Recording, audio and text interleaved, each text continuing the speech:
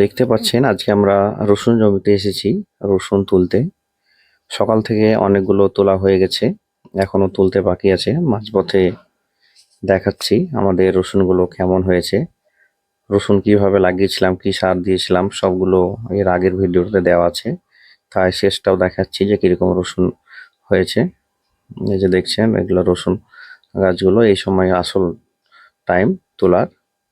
আর বেশি দেরি করলে উপরে চামড়াটা খসে যাবে। এখন যেহেতু গাছ গোটা আছে, একটু আলতো করে খুঁড়ে টেনে নিলে চলে আসছে। গাছগুলো বেশি শুকিয়ে গেলে আবার আসবে না, কিন্তু যেহেতু পাতাগুলো মরে গেছে তাই আর রেখে লাভ হবে না। যা রসুন পুষ্ট হওয়ার হয়ে গেছে। যারা রসুন লাগিয়েছেন এই এই পর্যায়ে মতো অবস্থায় রসুনগুলো তুলে নেবেন। এখন অনেকগুলো বাকি আছে তুলতে।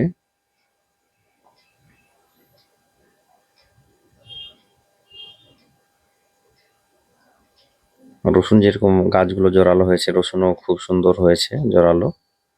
আশা করি এখান থেকে ভালো ফলন পাওয়া যাবে। এখন এই রসুনগুলোকে তুলে বাড়ি নিয়ে যেয়ে ফ্রেশ করে ১ সপ্তাহ ধরে শুকাতে হবে। ভালো করে রস শুকিয়ে নিতে হবে। দেখে বুঝতে পারেন ওপরের চোকাগুলো খসে যেতে থাকবে, সাদা সাদা চোকাগুলো একদম ফ্রেশ সাদা হয়ে যাবে, একদম মাটিগুলো ঝরে। তখন সেগুলোকে বেঁধে বেঁধে ঝুলিয়ে রেখে দেবো। একদম কাঁচা অবস্থায় রাখা যাবে না। কাঁচা অবস্থায় রাখলে রসুন দেখতে পাবেন যে দানাগুলো কালো কালো হয়ে যাবে, স্পট পড়ে যাবে, সেক্ষেত্রে নষ্ট হয়ে যাওয়ার চান্স থাকে। তাই সপ্তাহখানেক ধরে শুকিয়ে নিতে হবে। রসটা যখন কাঁচা রসটা শুকিয়ে যাবে, যখন দেখে বুঝতে পারবেন, সেই মতো পর্যায়ে এগুলো সংরক্ষণ করে রাখতে পারবেন। চাইলে বোটা কেটে রাখতে পারেন গাছগুলো। আমরা গাছের পাতাগুলো ছেটে আসল বডিটা বেঁধে ঝুলিয়ে রাখি, তখন এভাবে রাখলে অনেক ভালো থাকে। এখান থেকে আবার কিছুটা রাখা হবে পরের বছর লাগানোর জন্য, আর বাকিটা খাওয়া হবে বাড়িতে। দেখছেন রসুন দানাগুলো খুব জোরালো হয়েছে। এইভাবে যদি জায়গা থাকে অল্প অল্প করে যদি চাষ করা হয়, সেক্ষেত্রে কেনার প্রয়োজন পড়বে না, বাড়ি থেকেই হয়ে যাবে খাওয়া।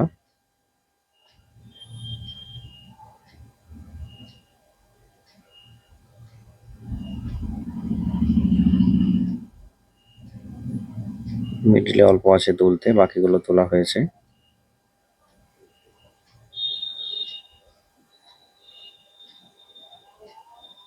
এগুলো পাতলা সবল দিয়ে তোলা হয়, হালকা করে গোড়াটা খুঁড়ে টেনে নিলেই চলে আসছে গাছগুলো। আর মাটি যেহেতু একদম সফট আছে, বেশিক্ষণ লাগে না তুলতে।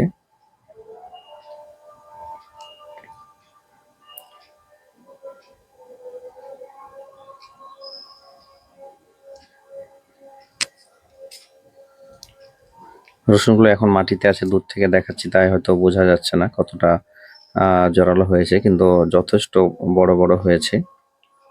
আর এগুলো শুকিয়ে যখন ফ্রেশ করে টেঙে দেবো, একদম ধপধপে সাদা হয়ে যাবে। হালকা রস আছে তাই মাটি লেগে আছে, এগুলো পুরো ঝরে একদম ফ্রেশ হয়ে যাবে। এই ছিল আমার রসুন জমির কিছু দৃশ্য।